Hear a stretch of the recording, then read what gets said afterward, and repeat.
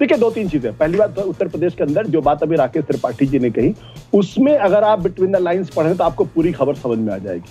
मेरा स्पष्ट तौर पर मानना है कि उत्तर प्रदेश के अंदर कल्याण सिंह पार्ट 2 का खेल खेला जा रहा है, और इस खेल में जिस तरीके से कल्याण सिंह का स्टेचर उन दिनों अटल आडवाणी दोनों को खरने लगा था, और कहीं ना कहीं कल्याण सिंह को भी ये लगने लगा था कि अब उनका स्टेचर इन दोनों बड़े नेताओं से बड़ा हो गया है, तो उस वक्त जो ईगो की लड़ाई चल रही थी उसी की प्रतिछाया मुझे आज यहाँ दिखाई पड़ रही है। जिस तरीके से पिछले 1 महीनों के अंतर्गत अनुप्रिया पटेल से जो सिलसिला शुरू हुआ है, और उसके बाद जिस तरीके से मोती सिंह ने बोला, रमेश मिश्रा जी ने बोला, और देवेंद्र सिंह ने जो एमएलसी चिट्ठी लिखी है, निषाद ने बोला है, वो महज इत्तेफाक नहीं है। और सबसे बड़ी बात है, केशव प्रसाद मौर्य जिस तरीके से कह रहे हैं और जिस तरीके से ताली बजवा रहे हैं, वो एक बहुत ही राजनीति में इन सब चीजों को पढ़ के समझ के ये बात बिल्कुल स्पष्ट दिखाई पड़ रही है। कहीं ना कहीं ये अंतर्द्वंद नहीं है, बल्कि एक अंदरूनी लड़ाई है जिसको उसके लॉजिकल कंक्लूजन तक पहुंचाया जाना है, और उसका लॉजिकल कंक्लूजन तक पहुंचाने में कामयाबी मिलती या नहीं मिलती यह एक अलग तरीके का प्रश्न है। कल्याण सिंह ने जल्दबाजी की, उन्होंने प्रेस कॉन्फ्रेंस की, और जिस तरीके से अटल बिहारी वाजपेयी के बारे में कहा कि मुखौटा मैं नोच दूंगा, इस तरीके शब्दों करते हुए बोले थे, और 6 फीट नीचे जमीन में गाड़ दूंगा। उसके बाद कल्याण सिंह का हाथ सर्विस पूरी दुनिया ने देखा। कल्याण सिंह कभी भी उतने बड़े नेता नहीं बन पाए, और पार्टी छोड़ने के बाद भी वापस बीजेपी में आए, गवर्नर बने, लेकिन कल्याण सिंह पूरी तरीके से खत्म हो गए। तो ये संघर्ष है, और ये संघर्ष में योगी आदित्यनाथ को यह तय करना है कि आगे का रास्ता उनका क्या होगा। क्या हार की जिम्मेदारी लेते हुए रास्ता छोड़ेंगे, या ऐसी स्थिति क्रिएट की जाएगी जिसमें उनको छोड़ना पड़ेगा। और बीजेपी इस बात को समझेगी कि योगी आदित्यनाथ आज की तारीख में बहुत ही पावरफुल मुख्यमंत्री तो छोड़िए, वो एक हिंदुत्ववादी नेता है, और उनकी वो छवि है। उनको हटाने से क्या बीजेपी को नुकसान होगा या नहीं नुकसान होगा, इसका असेसमेंट ईमानदारी से होगा, तभी कोई फैसला होगा।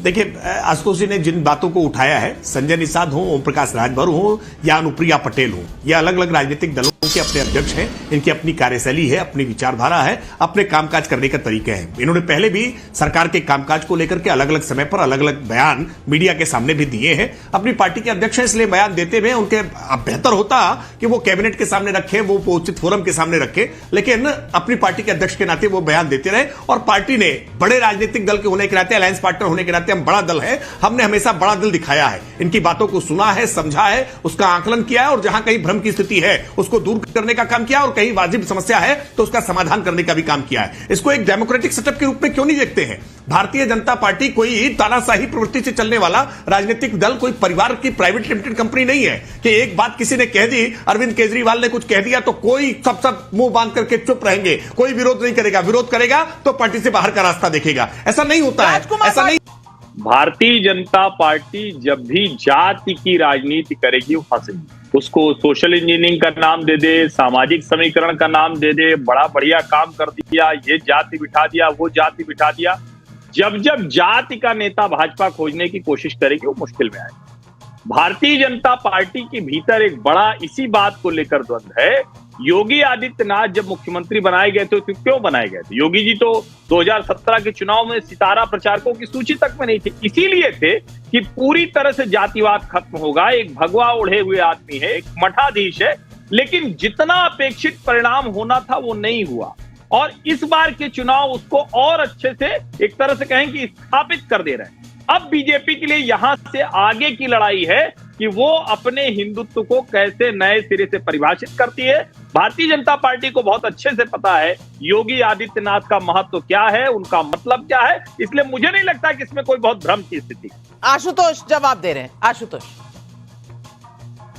मैं जवाब नहीं दे रहा हूं, मैं एक बात कहना चाहता हूं कि देखिए, उत्तर प्रदेश के अंदर क्या दिक्कत है इसको सिर्फ और सिर्फ बनारस के नतीजों से डिकोड करना चाहिए। अगर वहां प्रधानमंत्री जी 1.5 लाख वोट से जीते हैं तो इसका मतलब वहां पे कुछ फंडामेंटली रॉन्ग है, कुछ गड़बड़ है। और बनारस के आसपास की जितनी सीटें हैं उनमें से ज्यादा सीटें भारतीय जनता पार्टी हारी है। तो प्रधानमंत्री नरेंद्र मोदी जिनके चेहरे पर भारतीय जनता पार्टी 2014 से सारे चुनाव जीत रही थी, यहां तक कि म्युनिसिपैलिटी के चुनाव भी जीत रही थी, वो प्रधानमंत्री अपनी कॉन्स्टिट्यूएंसी में क्यों एक कमजोर कैंडिडेट से संघर्ष करते हुए दिखाई पड़े और उनके इर्द गिर्द की सारी सीटें हारते हुए दिखाई पड़े? अगर आप गोरखपुर को देखिए, गोरखपुर के पास की सारी सीटें जो आदित्यनाथ से जुड़ी हुई है वहां पे जीते हैं। अयोध्या में सारी सीटें लगभग सारी सीटें भारतीय जनता पार्टी हारी है। तो ये गहरे मंथन का विषय है। इसमें सिर्फ योगी आदित्यनाथ की कमजोरी नहीं है, बल्कि ये दिखाता है कि कहीं ना कहीं कुछ अंदरूनी तनाव इतना ज्यादा है जिसकी वजह से सबोटाज किया गया है और सबोटाज हुआ है।